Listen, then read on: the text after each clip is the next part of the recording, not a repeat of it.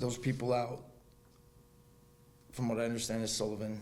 He had a guy that goes by the name Mark in a black Prius approached me one night. I was beating some dude up, and Mark had seen this and approached me afterwards when I was walking off and asked me if I'd be willing to help them. And I got $5,000 up front, and if I was to get a majority of the people at that trailer park, I was supposed to end up with another 45 grand. But I ended up fucking up on this case, and the only reason I got caught on this is when I went to go get my stuff out of Roxanne's car, because I left a mask in her car with my DNA on it. And when I went to get back, I seen the detectives on me, jumped in the car and bounced. And that's what kicked off everything about me and my codefendant getting arrested. Let's start from the beginning, man. Like, when did how long have you known that trailer park? Do you live there? I was at Jason's retreat up until about April, because they flew me back from New Mexico. I was on a parole violation. That's where I'm from. I'm not even from California. And I was at Jason's retreat, got into it with somebody and left, and a friend of mine introduced me to two people at the trailer park, and I started working for one of the girls there as an enforcer. She was a dope dealer. And I was basically one of her bodyguards. One of her other bodyguards is actually in here, Cody Ellis. He's also, they're trying to bring him in on this murder case, and he had nothing to do with it. And the only reason they're doing that is because Cody Ellis and my ex-girlfriend Misha, the one that's also booked on my murder, are co-defendants in a train robbery. So me and him were working together for these twins. And one night, dude got out of hand, and I was maxing his ass out, and I guess that guy was watching the trailer park, trying to get, because it's a trap trailer park. All that goes on there is just illegal activity, you know. Yeah. And the dude said he looked me up, found out who I was, looked me up, checked out my background. All my background's been violent, you know, since I started my career. And Roxanne Kelly's body's not the only body I've ever picked up. You know, I got a couple bodies back home and a couple here. So, you know, I'm gonna get all day anyway, so I got nothing to lose. And I'm gonna write my book and tell my story, because I come from a really good family. My dad was sheriff in my town. I got two brothers that are cops. My mom was a 911 dispatcher for years. You know, I got a brother that lives in Vegas. He's contracted with some government IT company out of Vegas, you know, and from the lack of love and respect for my brothers, I joined the gang, and just, I was always good at being violent.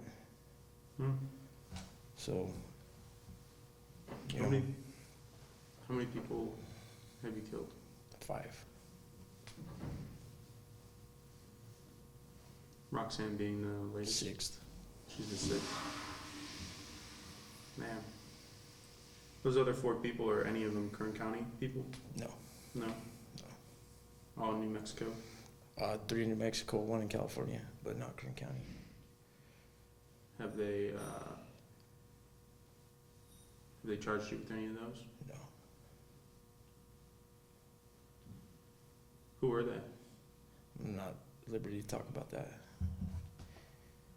Well, I'm just saying their family's probably still wondering. You know? Let them wonder.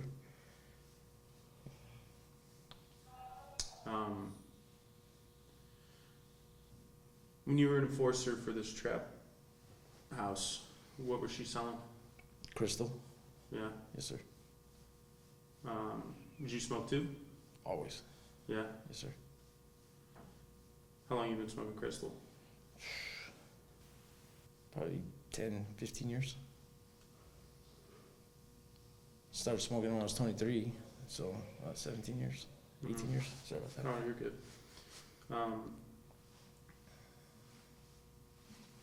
So how did Roxanne get pulled into all this? She's just dirtbag, you know.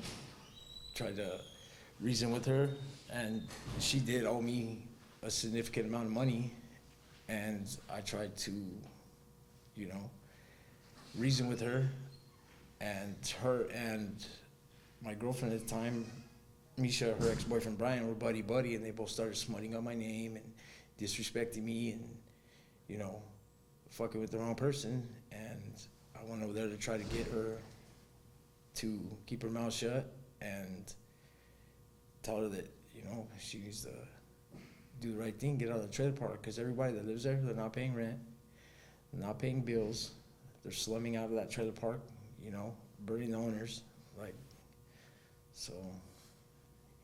Whole park's being torn down right now. Oh, I know. And there's been a lot of crazy shit that goes on there, a lot of crazy shit that's happened, you know. Yeah.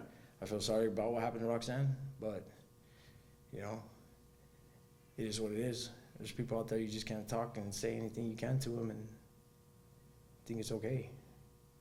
Because I could be your best friend, I could be your worst nightmare. What did happen with Roxanne?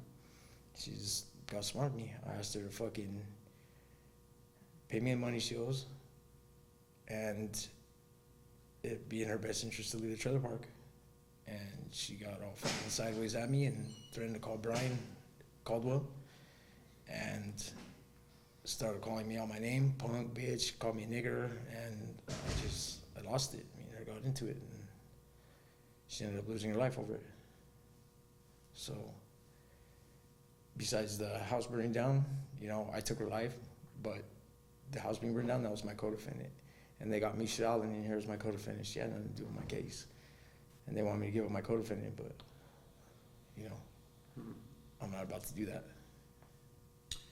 See, in the police report, it said that you two walked in there together, walked out together, and left in Roxy's car. But when you were in there, Misha didn't have anything to do with what happened. Yeah, well, that police report's all fucked up because Misha wasn't even with me. They're saying that she was with me because her phone pinged there, but I had her phone. We were in a relationship at that time. So the description that they gave the police was tall, skinny, dark-haired woman was with me, which is true. Misha's anything but that. She's short, stocky, got blonde hair.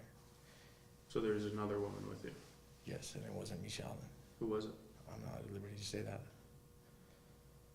I get it, you don't want to snitch.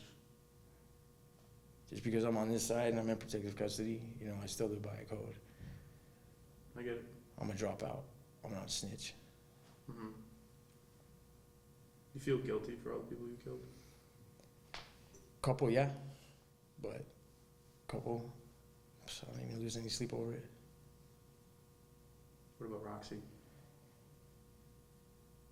Yes and no. You know, I feel bad that she lost her life and the way she did, but you just can't come at people the way you came at her, because I came at her with as much respect as I could, and for her to come at me sideways, like I'm short-tempered and I lose my cool easy, and I lost my cool that night, and I'm gonna pay for it for the rest of my life. So I feel bad for her family, but if they knew the real Roxy, they'd be fucking embarrassed, because she was a fucking dirtbag. What is the real Roxy? Speaks for itself. You're living in a fucking trailer park, rent-free, not paying your bills, you know, burning people that work hard for their shit, you know, and just slumming, you know. She couldn't even pay me the little bit of money that she owed me compared to the thousands and thousands of dollars she owed Superior Trailer Park and the owners. You know, Roxanne was a dirtbag. As a person, she was kind of all right until she wasn't. So what really triggered it, you know, when you made that decision to take her life? Did she say something to you? Or? She put my life in jeopardy, trying to call her little punk-ass friend to come over and do something to me, and calling me out my name. Like, I've been doing this shit a long time, and you don't call a grown man, especially an ex-convict, a punk, a bitch, and shit like that. You know, I don't know if I'm institutionalized or what, but I've been doing this a long time, too long. And I lost my dad a couple years ago, and my brothers had turned my mom against me. So since February of this year, I've been on this I don't give a fuck attitude. And I don't know if I'm ever going to get out of that. Were you on crystal when you killed Roxy? Yes, sir. You think the crystal kind of plays a part in that? No. You were like this before? I was like this before. I've been like this ever since I became a victim ever since I joined the gang. It's just over the years, and then seeing the stuff that I've seen and being in situations that I've had to resort to violence in has turned me this way. How did you do it with Roxy? I choked her out. I ran behind her and put her in a headlock. And I just blacked out. So that happens to me when I get angry. And that's the only female that I've ever got with like that and took her life. All my other victims have been males. Did you do anything else to her? No. They're trying to say that they found her with no pants on, which is kind of crazy because when we put her in her bed in the bedroom, she was fully dressed. So autopsy's already out. It already should show. So I think the Kern County Sheriff's Department, detectives lied about that part because I've been butting heads with the detectives since all this shit happened, since I got caught in the car. So I'm not that guy. I don't need to fucking take sex from women or nothing like that. I'm not built like that. I have nieces. I have a mom. I have homegirls. I'm not built like that. I get that. What, man. So what makes you want to confess? What makes you want to do it now, plead guilty now? Because they have somebody that I care for dearly locked up on some shit that I did that she shouldn't be part of. She lost her son over this. They're slandering her name, her reputation. I've always been the type of person that if I did it, I'll own up to it. If I'm caught, I'm caught. And then why bring people down with me that had nothing to do with it? It's not fair. But and on the same hand, you're also letting someone that did have something to do with it go. That's Kern County Sheriff's Department's job to do their job. It's not my job to help them. That's why I'm on this side and they're on that side.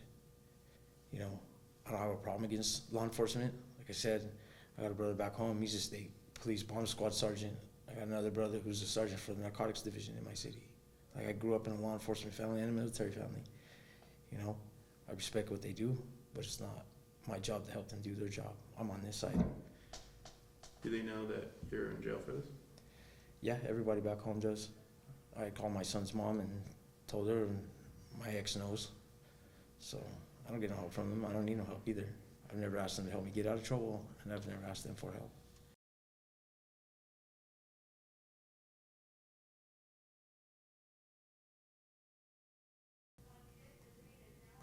Do you think that trauma has kind of led you down this path? Most definitely. Are you part of a gang now? No, I'm a dropout. Drop out? Yep. When did you drop out? I dropped out of Northside, 14th Street out of Gallup. But here I roll with my race. Mm-hmm. Is that kind of what you have to do in jail? It is what it is. You watch out for your own. What did you want to do this interview? What do you want people to know?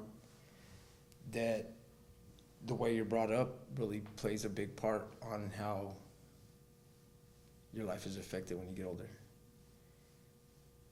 Because I strongly believe that if my brothers would have protected me growing up and loved me, I probably wouldn't be sitting here talking to you right now. I'd probably be sitting in my cushy ass fucking house with my cushy ass family, living my cushy ass life. Is that what you want? That's what I've always wanted.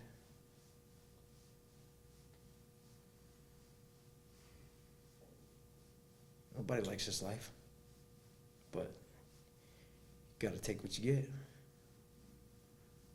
Yeah. You know, Daniel, if you confess this, they're gonna put you away for life, man. I'm cool with that. The creation of a beast is created by the destruction of a man. The man inside me was destroyed a long time ago. Society made me a beast. The system made me a beast. So it's probably safer that I'm in here the rest of my life than out there. Because out there I'm a savage. In here, at least, the animal's caged. If you were to pick your sentence, what would you give yourself? I don't know. If it was up to me, I'd probably get rid of me. Yeah. Why? Just like I said, it's probably safer with me out of the picture than in it.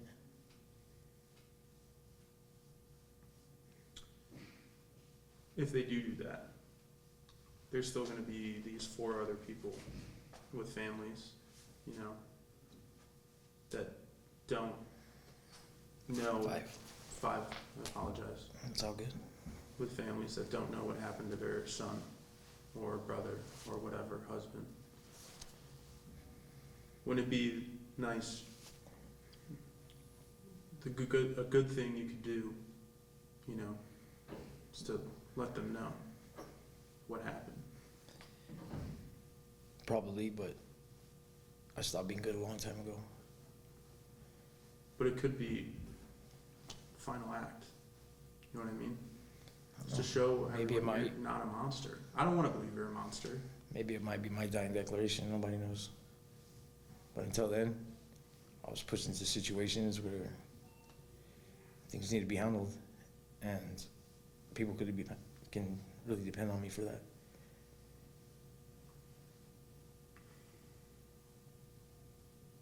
So, you said you were approached to get people out of the trailer park. Was Roxy one of those people, or was that part of the drug stuff? Everybody. Everybody? Everybody. Who approached you? Like I said, dude went by Mark in a black Prius. Mm-hmm. You know, what other stuff kind of goes down at that mobile home park? Just a lot of drug dealings. Yeah. People rob trains, go over there, and you know, just it's a trap spot. That's all it is. Mm. You know, at first I kind of liked it over there, and then I seen a lot of the people's get down, and just, you know, I live by a certain code, and their code isn't something that I'm cool with. Like, they're just, like, for instance, say I sell you a truck, you give me $1,000, and then I turn around and go steal the fucking truck back. That's the type of shit they pull. And they'll sell that fucker 20 times. And then try to get you fucked off over, you know, pressing up on them because you bought something rightfully out, and it's just, I'm not like that. Yeah. You know? Yeah. Did you know the 2 girls that lived at the end road where the first fire happened? Nicole was one of my friends, and Amber was one of my real good friends. Do you know anything about what happened over there? All I know is that Amber and Nicole had it out, and one thing led to another, and Amber ended up losing her life over it. But Yeah. Nicole's crazy. Nicole's batshit crazy. Yeah. Yes. She used to walk up and down the middle of the trailer park yelling and fighting with somebody who wasn't even there. Like, she's legitly crazy. And I like the chick because she's never given me any problems, and I was the only one in that trailer park that would ask her every day how she was doing and make sure she was all right. She said, I could be your best friend or your worst nightmare. It's crazy how, you know, in the span of, what has it been, 6 months, 3 people that have lived there, 4 people are all locked up now. You know, just that spot is. What do you think about that? I mean, everybody makes mistakes. I mean, I made one over a fucking mask. I guarantee if I would have left that mask in the car, I'd probably still be doing the damn thing, trying to get them fools out of there. You're saying you wouldn't have gotten caught if you grabbed the mask? Probably not. What do you want to say to Roxanne's family? I mean, they're going to see this. I mean, up until a couple court hearings ago, you know, I would have apologized. But when her family's sitting in court telling me that I'm gonna fucking die in prison and cussing me out in court and poking the bear, I got nothing to say to them. Fuck them, fuck Roxanne too. I mean, you gotta understand where they're coming from though, right? I mean, you know, you said you had a son, right? And her daughter. A daughter. Imagine if someone killed your daughter and you were sitting there in court. Wouldn't you want to cuss that guy out, tell him to go fuck himself? No. Because No? killers move in silence. What is your code? If you keep mentioning a code, I want to know more about that. You do something to that extreme, you're supposed to do it by yourself. If you do it with somebody, you never tell. Never tell. Hmm. And that's just the code to live by. You don't snitch. Is there a code that you... Is this a code that you came up with, or was this passed down to you from anyone, or? I mean, everybody in this lifestyle lives that code, you know, Mm-hmm. that's actually with that lifestyle. Because there's a lot of people that pretend to be about that life, but got cops on speed dial. I'm the guy that has brothers that are law enforcement, and I don't even know my brother's fucking phone numbers. I don't even know where my brothers live. I don't even know my nieces and nephews' names. And these are people I spent Christmas with, New Year's with growing up. And I don't even know my nieces and nephews' names, my blood. Why? Because I distanced myself from that. The only person in law enforcement that I ever stayed close to was my dad, but that's my dad. And he knew the difference between being on the job and then being at home. Never. Did you try to be a father for you? So my dad was the best dad in the world. I could try to be the best person for the rest of my life and still never fill my father's shoes. Have you talked to him since you've been in? My dad's dead. I lost my dad in 23 while in prison. And before I got out, my brothers took everything that my dad left me and not even care about memories that I had with my dad. And they weren't even talking to my dad when my dad died. None of my brothers talked to my dad almost a year before my dad died. My dad didn't even want a funeral or nothing, and then these guys went and gave my dad a funeral and painted a picture like they love my pops. They didn't love my pops. I was the last person to talk to my dad on the phone from prison. He wasn't even talking to my mom when he died. And my mom's the one that found him. They lived in the same house. Like a lot of people let my dad down, including myself. But my dad was my hero, and I was my dad's best friend. If he were alive today, what would you want to say to him? Just that I'm sorry. About? All the lost time. Did he ever try and get you out of the game? Numerous times. But it's hard. We're creatures of habit. Talk about, you know, this side of you that's, I guess, a logical guy. But when you talk about the side of you that gets angry and makes these decisions, you say it's like a monster. Do you see yourself in these two different ways? Or is this just... I haven't seen myself as a normal human being in a long time. Since I was 17 years old. Since I took my first life.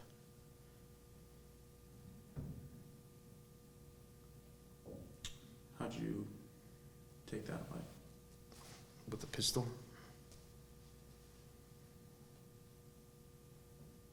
One shot? Couple. It's part of a gang thing? No, personal. What's personal? Hurt somebody that I love. I don't like child molesters or rapists or people that hit females. So you shot him. Which one was he out of those categories? This is my first one. Was he a child molester, rapist, or... He was touching one of my family members.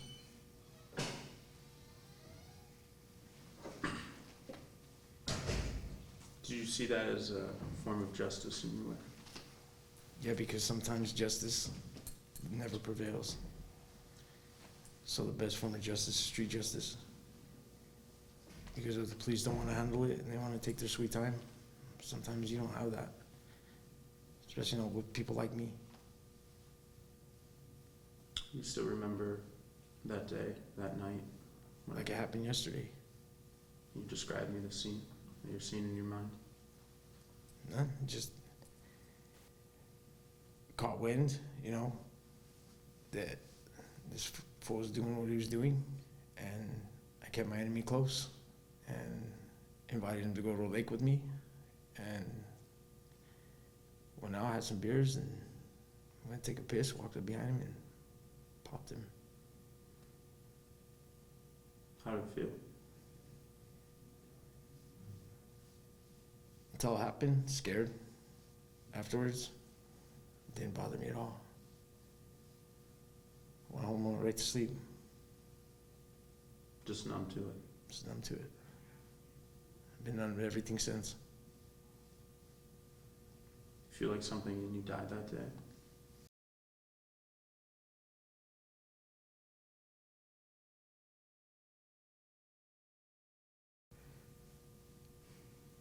And then have suicide by cop. But I guess that wasn't in the cards. How long were you planning that for? I've been planning that for a long time. What was holding you back from just going and doing it? A lot of unfinished things Here? in life. A lot of stuff I still haven't done yet. Mm-hmm. I spent a lot of my adult life in this bitch, and I haven't got to experience a lot of things. And,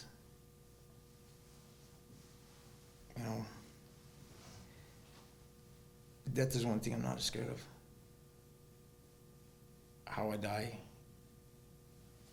is something I am scared of. And I'm in control of my life. If it's quick, I'm cool with it, but I don't want to suffer. You believe in God? Nope. Used to. I pray to the Santa Muerte. Because that's the only thing you can't run from. God's a fucking an idol people believe in that's not real.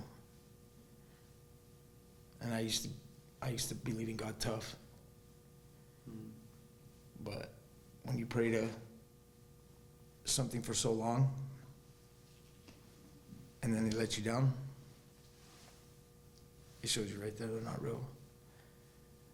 The short time that I've been praying to the Santa Muerte, she showed me more and offered me more and given me more than God did. All God has done is take and take and take from me. Took my childhood. What kind of God is that?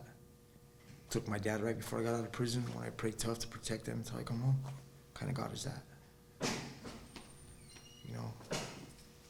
Santa Muerte, what religion? Is that a religion? It's just, Yeah.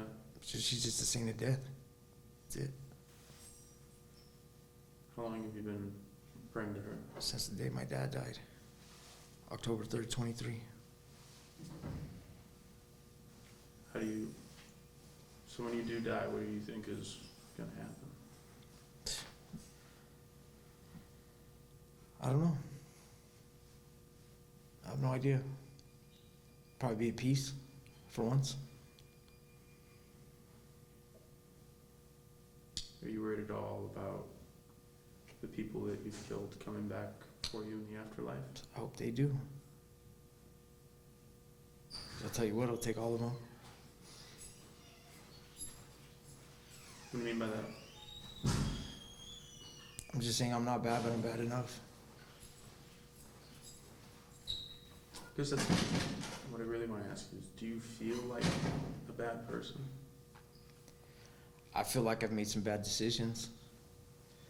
I feel like maybe I've reacted to some situations faster than I should have. But I'm at peace. This thing with Roxanne, I haven't found peace yet, but maybe one day I will. Because what keeps me awake at night is two people are sitting here facing shit about my case they shouldn't be facing, and that bothers me at night. So that's your goal, is to clear their name and do your time. That's exactly what it is, and get my story out there. Mm-hmm. Why do you want your story out there?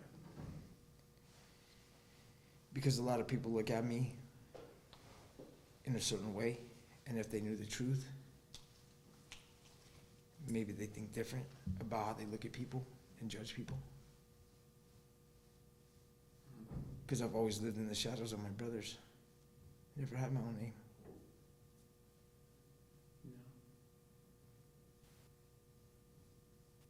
When was the last time you've cried? Last night. So you're not a monster. You feel things, right? I guess you could say that. But I am a monster. Tell me why. Because I won't think twice about ending your life. Even as we sit here right now. Even as we sit here right now. Have you thought about it since I sat down? Not you, because you haven't came at me sideways. Not this deputy, because he shows me respect. Not this guy, because he's just doing his job. But the people that want to cast judgment on me and talk behind my back and be cowardice and not say anything to my face,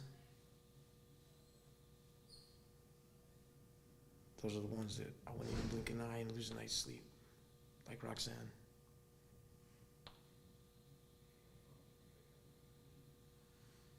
Same for those 5 others. No, Haven't lost because I think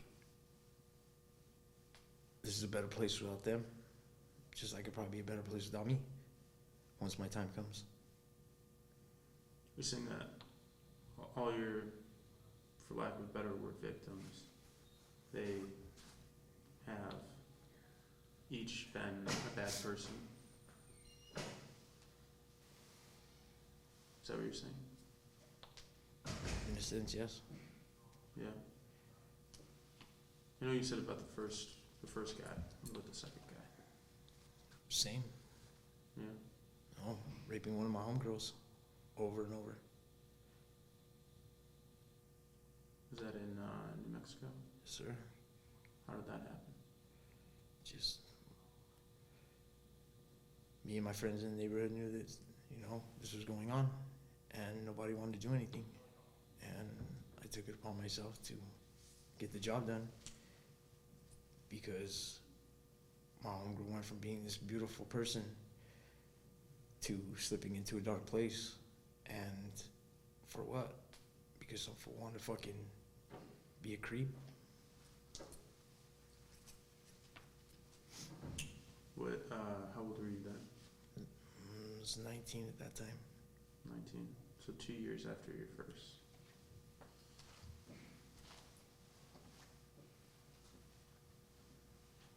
You teared up earlier. I just wanted to know, why did those emotions come up for you?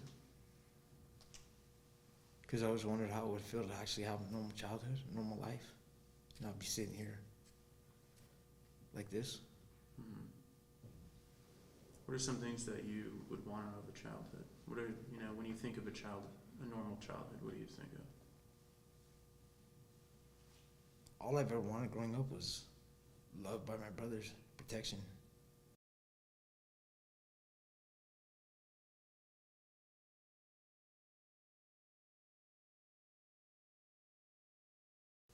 Where are you from in New Mexico? Gallup. Gallup.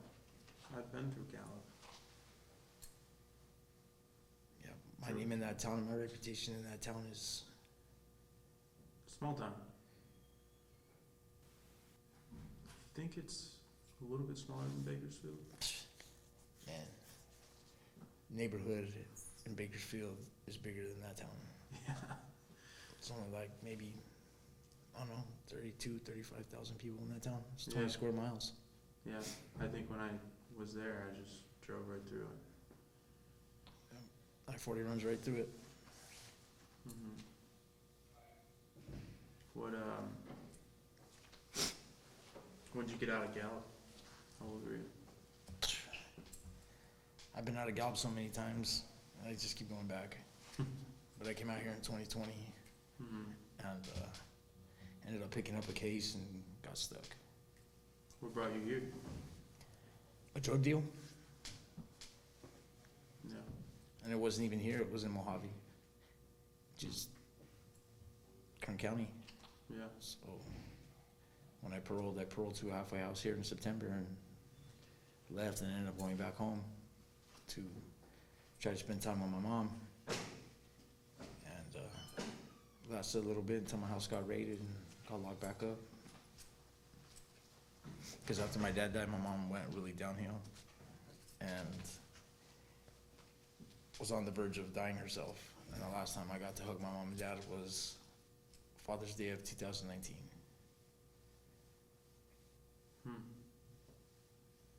So what's kept you here in the county?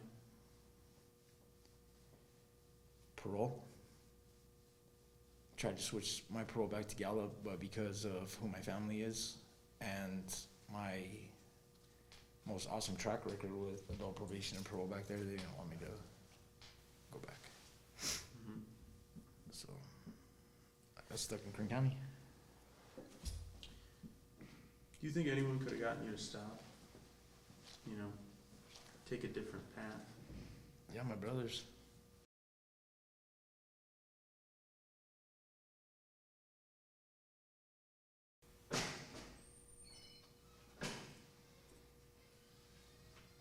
Oh, Daniel. I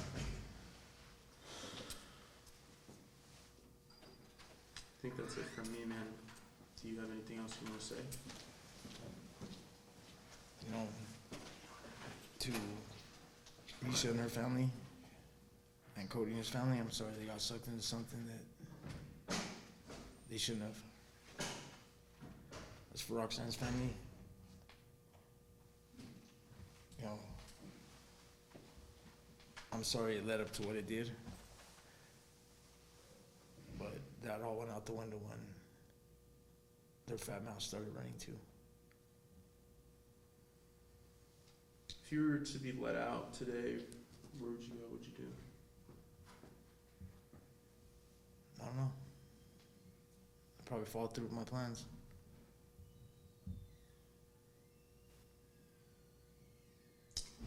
I actually did want to ask you, I was at your last hearing. You asked to go pro tem. What was that? Because since I've been on these charges, not one detective has come talk to me, not one lawyer has come see me, and I figure if I go and be my own lawyer, I'm my own mouthpiece. I don't have somebody speaking for me or working for me and being a mouthpiece and putting my life on the line and putting my life in their control. I'm gonna lose anyway. Well, why should they get paid for that? You know? You still want to go to trial over this? Hell no. You I go to want court on the 24th, and my main goal is to take my hit like a man and get the one person that has ever showed me true love out of this, because she doesn't deserve to be here. If she did, it'd be a different story. So you're going to plead? I've been trying to. I've been trying to plead guilty since my arraignment, and They haven't let you plead? Not guilty? nope. Who's been stopping you? Turbo stopped me, not this last court case, but the court case before that. And I got pushed out of the courtroom by the bailiffs and my lawyer when I told the judge, like, Your Honor, like, my rights are being violated here. I want to plead guilty to this, and I'm getting pushed out of the fucking courtroom. Like, you know, Yeah. they expect me to sit in this county for 5 fucking years fighting this shit. Like, why? Why fight it? I'm hit. Mm-hmm. Did when police picked you up, did you confess to them that you did this? No, when I got arrested for obstructing on the 8th of August, when the cops started asking me questions about what I did the night before, I lawyered up. So they brought me here, booked me, released me a couple hours later for obstructing and my parole violation. And then 10 days later, they booked us on the murder. So they're trying to use the excuse that they didn't come and talk to me because I lawyered up on the 8th. But I wasn't booked. They never even asked me about a murder on the 8th. Yeah. But I've reached out through several third parties to have the detectives come talk to me, even went off on them in court. Like, why aren't you guys talking to me? You know, you're talking to everybody else but me. And I've agreed to talk to you guys without a lawyer, but you guys still don't want to talk to me? Like, what the fuck? Have you had any contact with Misha at all? Since you've been in? I've seen her in court. That's it.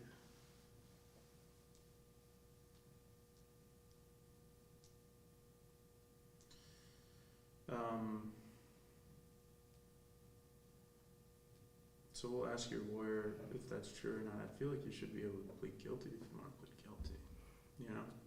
Well, my lawyer came and see me Monday, and he said that they want to offer me second degree, which holds 15 to life, but they want me to give them my codefendant, and I can't do that. I'm not going to do that. But I'm still not going to let them try to railroad Misha, you know, for whatever the district attorney has out for her. That's bullshit. Because even the case she's fighting with her train robbery, she wasn't even there. She just happened to be crossing the tracks at the same time Cody was, and they booked her on it. And everybody's on her side, like she wasn't even there. She was walking to the motel. She had nothing on her that had to do with train robbery, and they're still trying to railroad her. That case is still done too.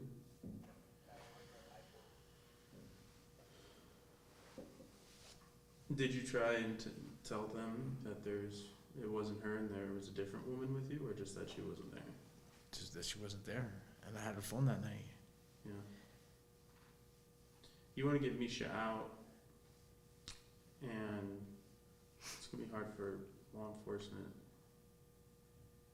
I guess, to believe, you know, what you're saying without any evidence to get her out of that, you know, situation she's in. Do you want the woman that was with you to come forward? I mean, that's on her. Yeah.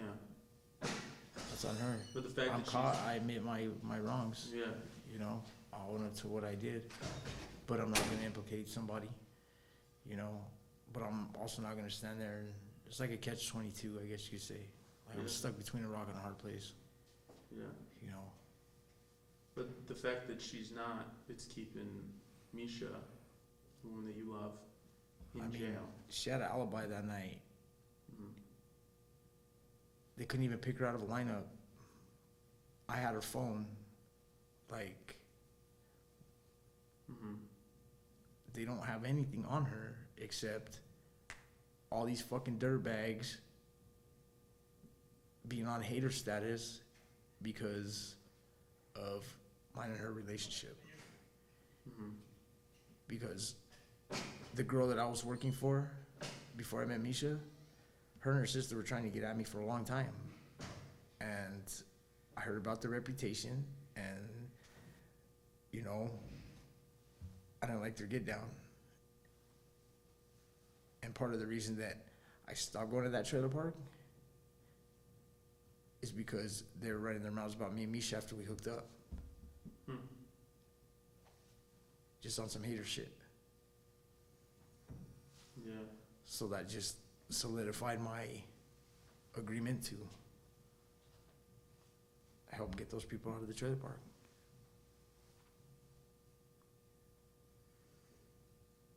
All right, man.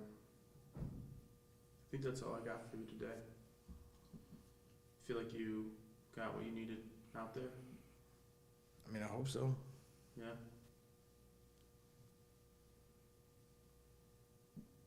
I'm sure we're probably gonna do this again as stuff develops. You got anything? You good?